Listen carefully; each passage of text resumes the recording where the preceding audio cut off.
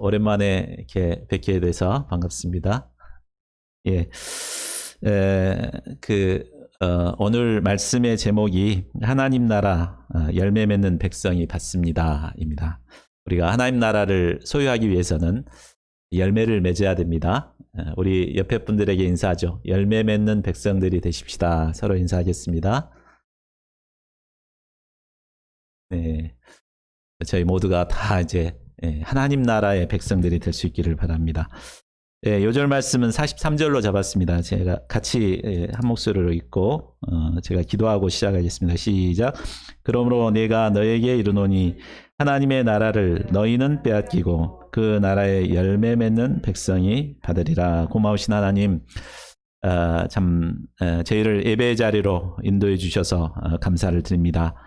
주님께서 이 예배를 축복하여 주시고 저희들에게 영안을 열어주셔서 하나님의 선하신 뜻을 발견하고 또 참 하나님의 뜻 가운데 살아가는 귀한 시간이 될 수 있도록 축복해 주시기를 간절하게 기도합니다. 연약하고 허물진 종의 입술을 통하여서 주님의 선하신 뜻과 또 계획을 증거할 수 있도록 도와주시옵소서. 감사하고 모든 말씀을 주 예수 그리스도의 이름으로 기도하였습니다. 아멘. 미국 대선이 초박빙의 승부 끝에 민주당의 조 바이든 후보의 승리로 끝이 났습니다. 그러나 트럼프 대통령은 결과에 불복하고 소송을 제기한다고 합니다. 자, 기각되지 않으면 이제 법원에서 기각을 되지 않고 쭉 이제 올라가게 되면 최종적으로 연방 대법원 판사들이 이제 9명이죠. 9명의 판사들이 누구의 손을 들어주느냐? 트럼프의 손을 들어주면 당장에 이제 대통령이 바뀌게 된다고 합니다. 그러니까 참 아무리 선거를 하고 이렇게 했어도 이제 대법원 판결이 그렇게 나버리면 이렇게 됩니다. 자, 그렇다고 보면은 연방의 이 9명의 대법관이 대통령보다 더 권위가 높다는 것을 우리가 알 수 있습니다. 지금까지 우리는 미국의 대통령이 세계 최고의 권위를 가지고 있다고 생각해 왔습니다. 그러나 미국 대통령의 임기는 4년밖에 되지 않습니다. 그 선거를 통해서 대하 8년 이상은 할 수가 없습니다. 자, 그렇게 본다면 미국 연방 대법관들은 임기가 없습니다. 죽을 때까지 평생 하는 것입니다. 그러니까 대법관이 더 대통령보다 권위가 있다, 이렇게 볼 수 있습니다. 자, 이런 그 권위를 갖고 있는 대법관이 결정하는 것은 모두가 다 옳은 결정일까요? 또 그렇게 본다면 그렇게 볼 수는 또 없죠. 왜냐하면 인간은 모두가 연약한 죄인이기 때문입니다. 그렇기 때문에 얼마든지 불의한 결정, 하나님의 뜻을 거스리는 결정을 내릴 수도 있습니다. 그러나 공의의 하나님으로부터 주어지는 이 공의의 권위는 하나님께서 친히 이루시기 때문에 그 결정이 의롭고 완전하고 또 영원합니다. 오늘 말씀에는 세상 권위를 가진 자들과 하나님의 권위로 일하시는 예수님이 충돌하는 모습이 나와 있습니다. 이 과정에서 예수님은 세상 권위를 가진 자들이 심판을 받을 수밖에 없는 이유가 무엇인가를 가르쳐 주십니다. 또한 어떤 자가 하나님 나라의 권위를 가질 수 있는가도 가르쳐 주십니다. 본문 말씀을 통해 저희 모두가 열매 맺는 자들이 되어서 하나님 나라의 축복과 권위를 누리며 살아갈 수 있기를 기도합니다. 23절을 보십시오. 강도의 소굴과 같았던 성전을 깨끗하게 하신 예수님은 그 다음날 성전에 들어가 사람들에게 하나님의 말씀을 가르치셨습니다. 시장통과 같았던 성전이 조용해지고 또 예수님께서 은혜스러운 말씀을 가르치자 사람들은 은혜를 받았습니다. 드디어 이제 성전이 성전으로서 제 역할을 하게 되었습니다. 자, 그런데 이런 은혜스러운 분위기를 깨는 한 무리가 등장합니다. 바로 대제사장들과 백성의 장로들이었습니다. 자, 이들은 모두 유대 최고 기관인 사내들인 공회의 의원들이었습니다. 사내들인 공회가 입법부와 사법권까지 갖고 있는 최고의 통치기구인데 아주 그 권한을 가진 사람들이 이제 나타난 것입니다. 그들은 예수님께 따져 묻습니다. 내가 무슨 권위로 이런 일을 하느냐? 또 누가 이 권위를 주었느냐? 여기서 그들이 따지는 이런 일이란 예수님께서 성전에서 장사하는 장사치들을 내쫓았던 일을 말합니다. 또한 성전에서 백성들에게 말씀을 가르치는 일도 포함합니다. 그들은 자신이 최고의 권위를 가진 사람들인데 자신의 허락도 없이 그런 일을 하는 것을 이제 따져 물은 것입니다. 그들은 예수님께서 왜 성전을 깨끗게 했는지, 또 성전에서 백성들에게 어떤 말씀을 가르치셨는지 거기에 대해서는 전혀 관심이 없었습니다. 오로지 예수님이 자격이 있는 사람인가 없는 사람인가에만 관심이 있었습니다. 하나님의 복음 역사가 일어나는 곳에는 항상 이처럼 기득권을 가진 자들이 자격에 대해서 문제를 삼습니다. 그래서 사도행전에 보면 사도들도 복음을 전하니까 똑같이 이 사내들인 공회 의원들이 와가지고 무슨 자격으로 이렇게 하느냐 이렇게 따져 물었습니다. 뿐만 아니라 종교 개혁을 했을 때도, 영적인 대각성 운동이 일어날 때도 마찬가지였습니다. 오늘날도 캠퍼스에서 복음을 전하려고 하면은 무슨 자격으로 전도를 하느냐며 저항을 받게 됩니다. 복음의 일꾼들은 이처럼 어디를 가나 권위에 대한 저항에 부딪히게 됩니다. 자, 그러면 예수님께서는 이때 어떻게 위기를 모면하십니까? 자, 24, 25절을 보십시오. 나도 한 말을 너에게 물으리니 너희가 대답하면 나도 무슨 권위로 이런 일을 하는지를 이르리라. 요한의 세례가 어디로부터 왔느냐? 하늘로부터냐? 사람으로부터냐? 예수님은 그들의 질문에 질문으로 대답을 했습니다. 예수님의 질문에 그들은 난감해졌습니다. 만일 요한의 세례가 하늘로부터 왔다라고 대답을 하게 되면 너는 왜 그 요한을 믿지 않았는가? 왜 그 말을 믿지 않았는가? 추궁을 받을 것입니다. 또한 요한이 증거했던 예수님의 권위를 하나님께로부터 왔다는 것을 인정하게 됩니다. 반대로 요한의 세례가 사람으로부터 왔다 이렇게 한다면 요한을 하나님이 보낸 선지자로 믿고 있던 많은 백성들의 저항에 부딪히게 됩니다. 그들은 백성이 무서워서 그렇게 말하고 싶었지만 말할 수가 없었습니다. 자, 27절을 보십시오.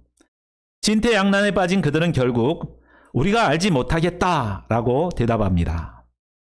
그들의 대답은 다분히 정치적이었습니다. 흔히 정치인들은 논란이 있는 답변을 피하기 위해서 이렇게 애매모호한 답변으로 빠져나갑니다. 이런 그들의 모습은 종교 지도자들이라고 보기보다는 노련한 정치인들이었습니다. 그들은 진실되지 못하고 거짓되고 위선적인 자들이었습니다.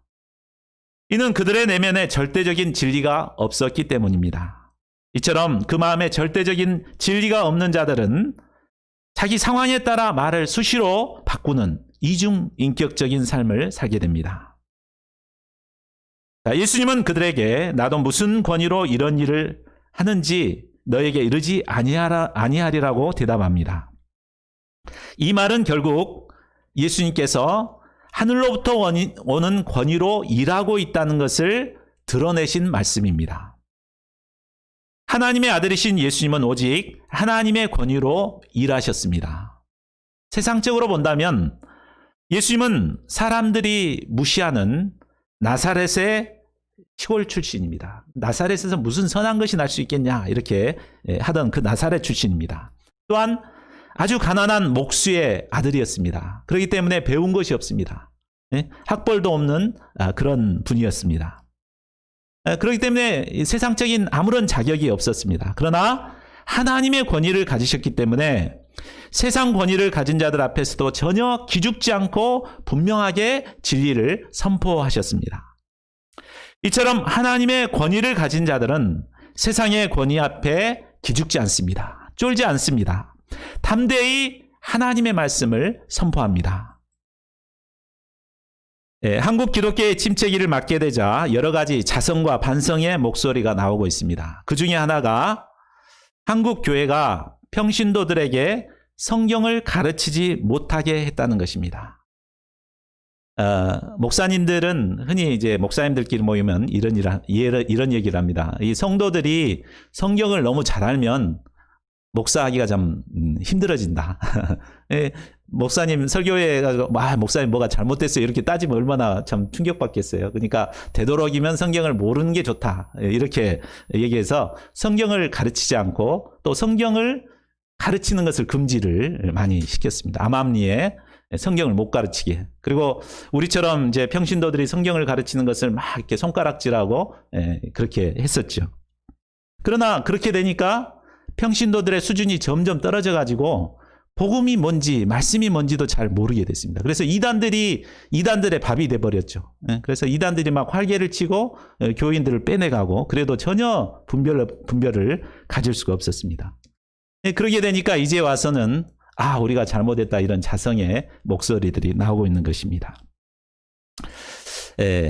평신도들이 성경을 가르치면 안 된다. 이 가르침은 베드로전서 2장 9절 말씀에 정면으로 배치되는 주장입니다.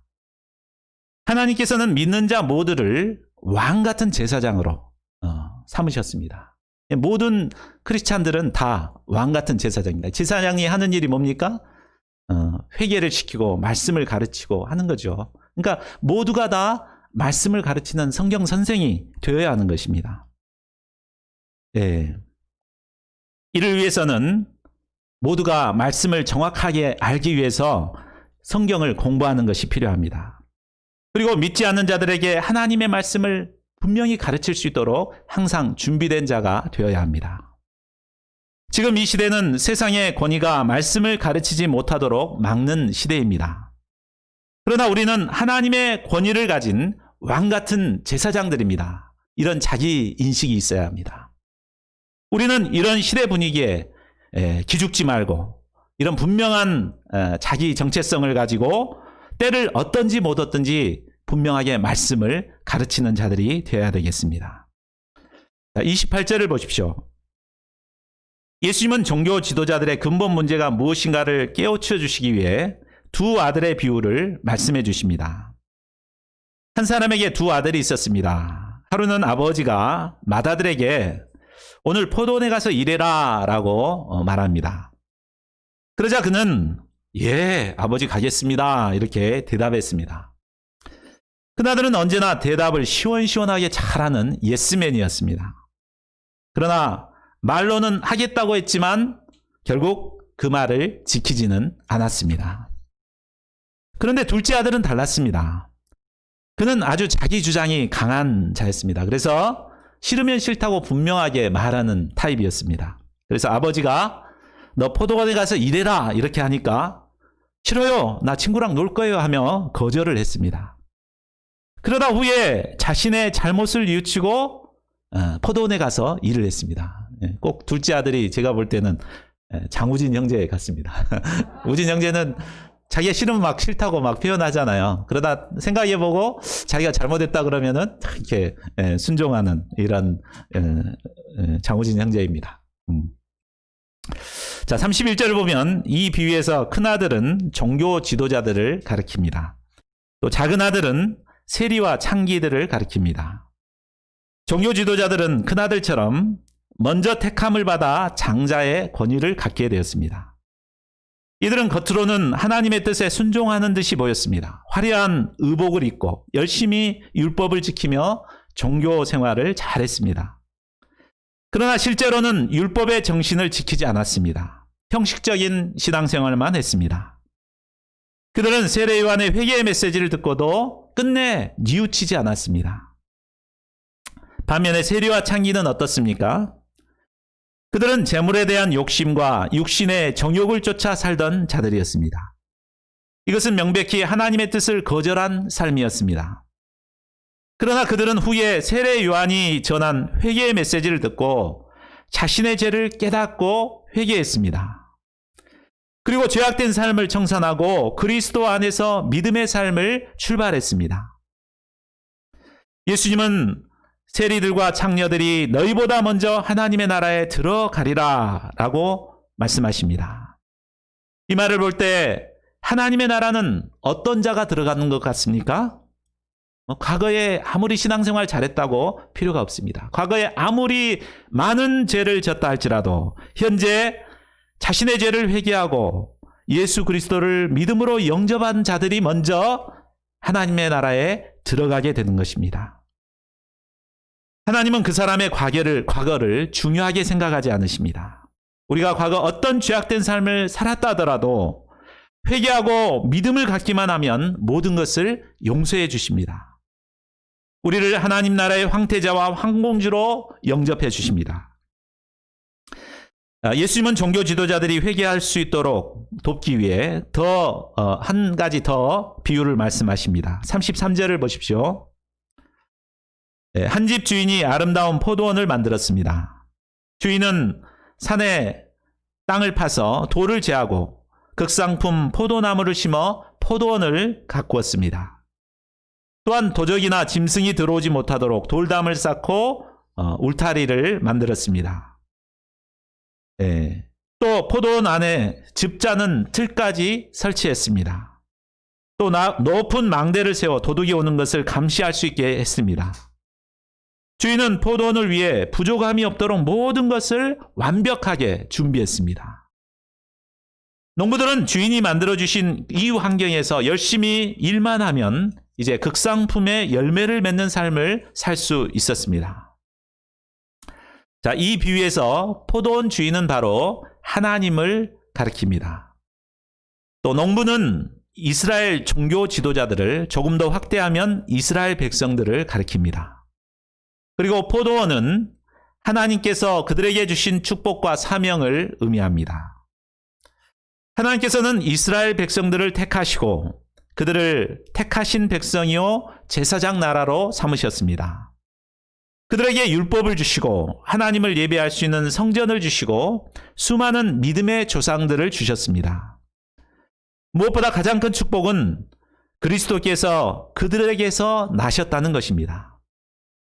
하나님께서는 이스라엘에게 이런 많은 영적 축복을 주신 것은 그들이 열국을 품고 섬기는 제사장 나라로서의 직분을 감당하도록 하기 위함입니다. 포도원 주인은 모든 것이 완벽하게 갖추어진 포도원을 종교 지도자들에게 새로 주고 자신은 간섭하지 않기 위해서 먼 타국으로 떠나왔습니다. 그들은 최상의 환경에서 이제 자유를 만끽하며 열심히 일할 수 있는 축복을 얻게 되었습니다. 그들은 주인과 정한 세만 꾸준히 내게 되면 영원토록 이런 축복을 누릴 수 있었습니다. 그러나 그들은 어떻게 합니까? 34절을 보십시오. 시간이 흘러 열매를 거둘 때가 가까이 왔습니다. 그러자 주인은 농부들에게 약속한 실과를 받기 위해 종들을 보냈습니다. 주인이 보낸 종들은 주인을 대신해서 온 자들이기 때문에 마땅히 그들을 성대하게 대접하고 주인과 약속한 세를 그들에게 주어야 했습니다. 그러나 농부들은 종들을 잡아서 하나는 심히 때리고 하나는 죽이고 하나는 돌로 쳐서 보냈습니다.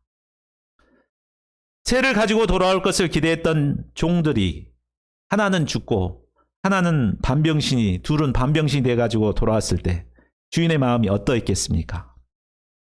주인은 당장에 군사들을 보내 그들을 진멸해야 마땅했습니다. 그러나 주인은 꾹 참았습니다. 그리고 농부들이 자신의 잘못을 뉘우치고 종들을 영접해 줄 수 있도록 이제는 더 많은 종들을 그들에게 보냈습니다. 아마 종들은 농부들에게 가서 그들을 열심히 옆에서 봉사하면서 정한 세를 달라고 공손히 요구했을 것입니다.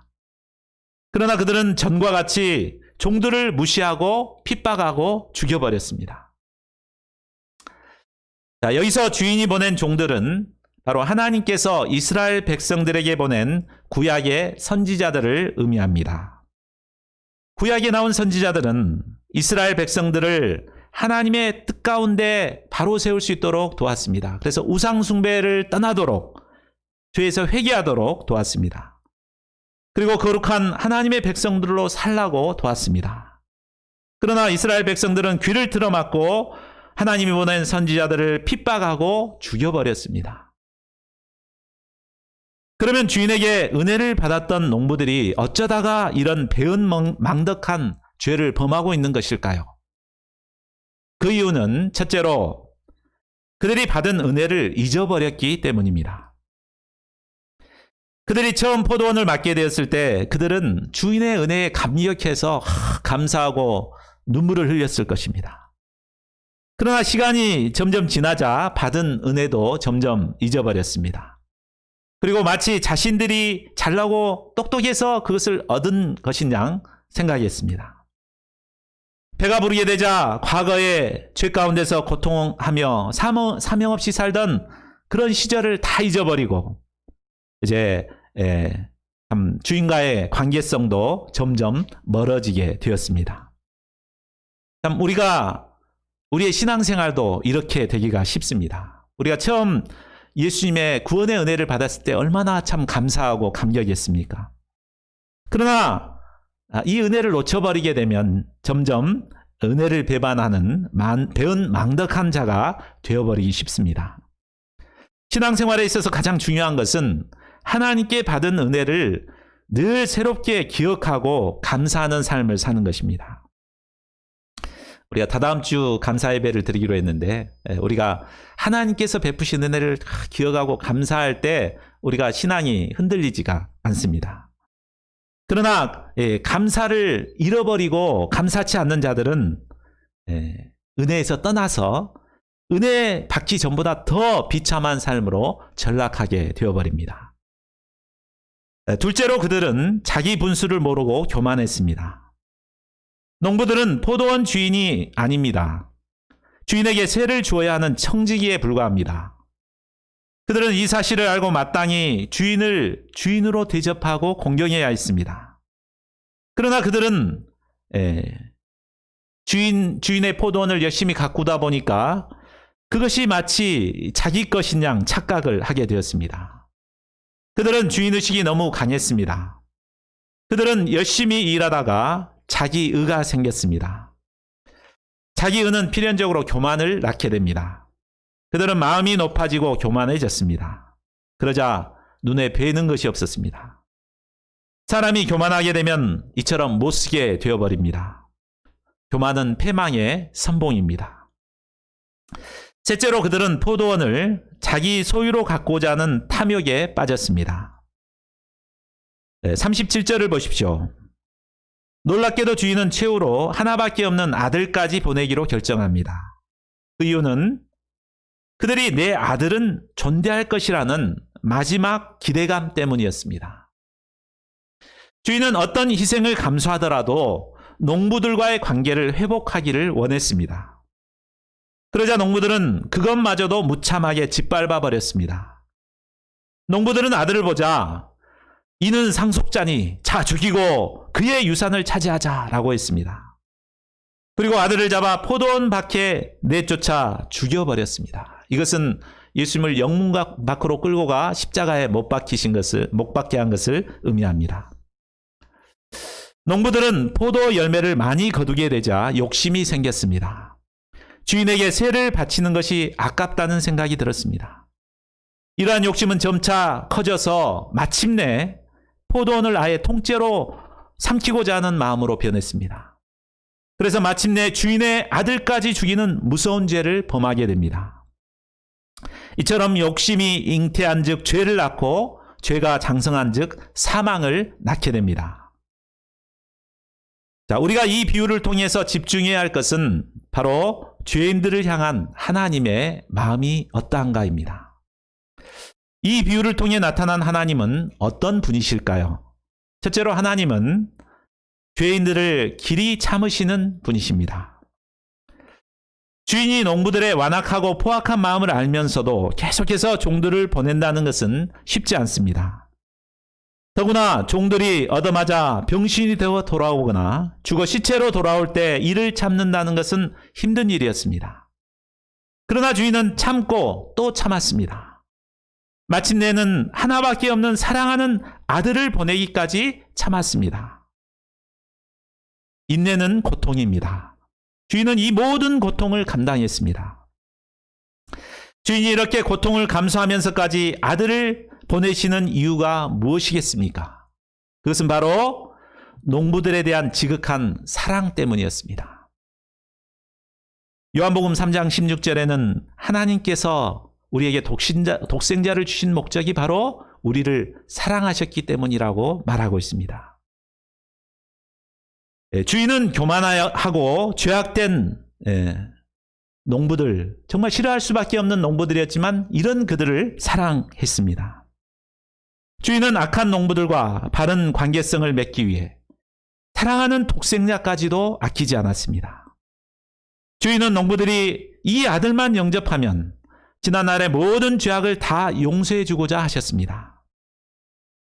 이 주인의 마음은 곧 하나님의 마음입니다.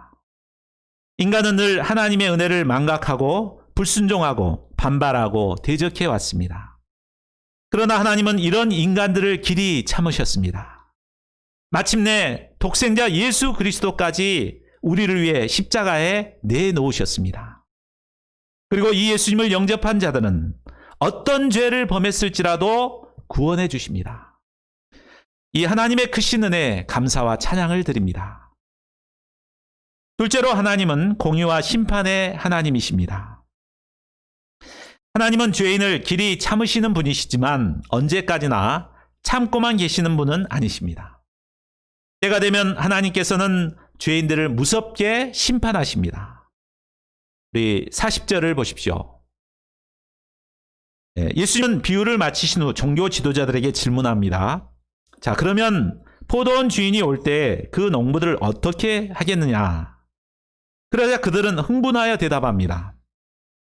그 악한 자들을 진멸하고 포도원은 제때 열매를 바칠 만한 다른 농부들에게 새로 줄지니이다. 그들의 말은 맞습니다. 하나님의 사랑을 배반한 불의한 자들은 진멸을 당하는 것이 맞습니다. 42, 44절을 보십시오. 너희가 성경에 건축자들이 버린 돌이 모퉁이의 머릿돌이 되었나니 이것은 주로 말미암아 된 것이요 우리 눈에 기이하도다 함을 읽어본 일이 없느냐.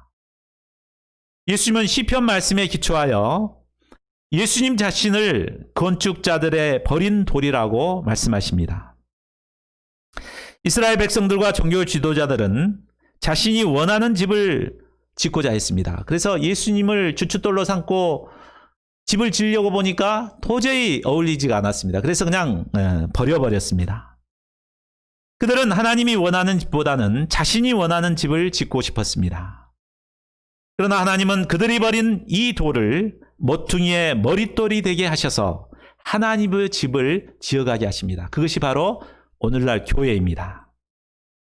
그리고 예수님을 버린 그들은 하나님의 돌 위에 떨어져 산산이 부서지는 심판을 당하게 됩니다. 이스라엘에게 임하게 될 이 심판은 역사적인 사실로 이루어졌습니다. 이스라엘의 지도자들이 거하는 예루살렘과 성전은 AD 70년에 로마에 의해 철저히 진멸을 당하게 됩니다. 성전은 돌 하나도 돌 위에 남지 않고 철저히 파괴되었습니다. 이때 110만 명이 학살을 당하게 됩니다. 9만 7천 명은 포로로 잡혀가게 됩니다. 하나님은 결코 무골 호인이 아니십니다. 하나님은 인생들로부터 만홀히 여김을 받을 분이 결코 아니십니다. 끝까지 회개하지 않을 때 반드시 이처럼 심판하시는 공의의 하나님이십니다. 셋째로 열매 맺는 백성들을 통해 구원의 역사를 이루시는 하나님이십니다. 하나님께서는 이스라엘이 순종하지 않았다고 하나님의 구원 계획을 거두시지 않았습니다. 종교 지도자들이 말했던 대로 포도원은 제때 열매를 바칠 만한 다른 농부들에게 새로 주게 되었습니다. 우리 23절을 같이 읽어보겠습니다. 시작. 그러므로 내가 너에게 이르노니 하나님의 나라를 너희는 빼앗기고 그 나라의 열매 맺는 백성이 받으리라. 예. 사실 이스라엘이 하나님의 택함을 받았죠. 그런데 그들이 참 열매를 맺지 못했기 때문에 결국은 이제 이방인이었던 우리가 택함을 받게 됐습니다. 우리는 하나님의 택함을 받을 수 없었던 이방인들이었습니다. 그러나 이스라엘의 불순종으로 말미암아 하나님의 은혜로 택함을 받게 되었습니다. 하나님께서는 열매 맺는 백성들을 통해 계속해서 구원의 역사를 이루어 오셨습니다. 오늘날 우리나라가 하나님의 축복을 받고 하나님께 쓰임받을 수 있었던 이유는 바로 열매를 맺었던 수많은 선배들이 있었기 때문입니다. 우리 순천만 해도 손영원 목사님을 비롯해 수많은 순교자들이 순교의 열매를 맺었습니다. 하나님께서는 이런 한국 백성들을 택하시고 그동안 세계 선교에 귀히 사용해 주셨습니다. 하나님께서 계속해서 우리나라를 제사장 나라로 귀히 사용해 주시기를 기도합니다. 그런데 우리가 계속해서 하나님의 구원 역사에 쓰임받기 위해서 반드시 있어야 될 한 가지가 있습니다. 그것이 뭡니까? 바로 우리 자신이 열매 맺는 백성이 되어야 한다는 사실입니다. 우리는 그동안 믿음의 선배들의 열매로 하나님의 축복을 받고 하나님께 쓰임받게 되었습니다. 그러나 실상 우리 자신은 열매 맺는 삶을 살지 못한 것이 사실입니다. 이스라엘처럼 하나님의 은혜를 잊어버리고 교만하고 탐욕적인 삶을 살아왔습니다. 아무리 하나님께서 선택했다 하더라도 이처럼 열매를 맺지 못하는 자들은 결코 하나님께서 쓰실 수가 없으십니다. 이스라엘이 하나님의 구속 역사에서 제외된 것처럼 우리도 얼마든지 하나님의 구원 역사에서 제외될 수 있습니다. 지난주에는 깨진 유리창의 법칙에 대해서 말씀을 드렸는데 오늘은 하인리의 법칙에 대해서 이 말씀으로 말씀을 맺겠습니다. 미국의 한 보험회사 관리 감독자였던 하인리는 산업재해로 중상자가 한 명이 나오면 그 이전에 이미 같은 원인으로 경상자가 29명이 발생했다는 것을 확인했습니다. 또한 그 전에는 같은 원인으로 부상을 당할 뻔했던 순간을 겪었던 사람이 300명이 있다는 것을 발견했습니다. 그래서 1대 29대 300이라는 법칙을 발표했습니다. 이것이 바로 하인리의 법칙입니다. 그러니까 중대한 사건이 발생하기 전에는 이미 이런 전조 증상들이 있었다는 것이죠. 그러니까 하나님께서도 우리를 심판하실 때 그냥 갑자기 그냥 막 심판하시는 게 아닙니다. 이런 하인리의 법칙처럼 우리에게 경고를 계속 내리시다가 그래도 듣지 않으면 결국 이런 심판을 하시는 분이십니다. 한국 기독교는 현재 코로나19로 인해 심각한 위기를 맞이하고 있습니다. 그런데 저는 이것이 하나님께서 우리 교회에 주시는 마지막 경고일지도 모른다는 생각을 하고 있습니다. 지금 우리는 계속해서 하나님의 구원의 역사에 쓰임받을 수 있을 것인가 말 것인가, 진노의 대상이 될 것인가, 이런 중대한岐로에 서 있습니다. 그동안 한국교회는 하나님 보시기에 그렇게 좋은 열매를 맺지 못했던 것이 사실입니다. 우리가 이를 깊이 회개하고 좋은 열매를 맺는 자들이 되어야만 우리는 하나님의 구원 역사를 감당하는 축복을 계속해서 이어갈 수 있습니다. 저희 모두가 하나님이 원하시는 열매를 맺음으로 하나님의 구속 역사에 계속해서 쓰임받는 축복을 누릴 수 있기를 간절히 기도합니다. 요절 말씀 읽고 우리 함께 기도하는 시간 갖겠습니다. 시작. 그러므로 내가 너에게 이르노니 하나님의 나라를 너희는 빼앗기고 그 나라의 열매 맺는 백성이 받으리라.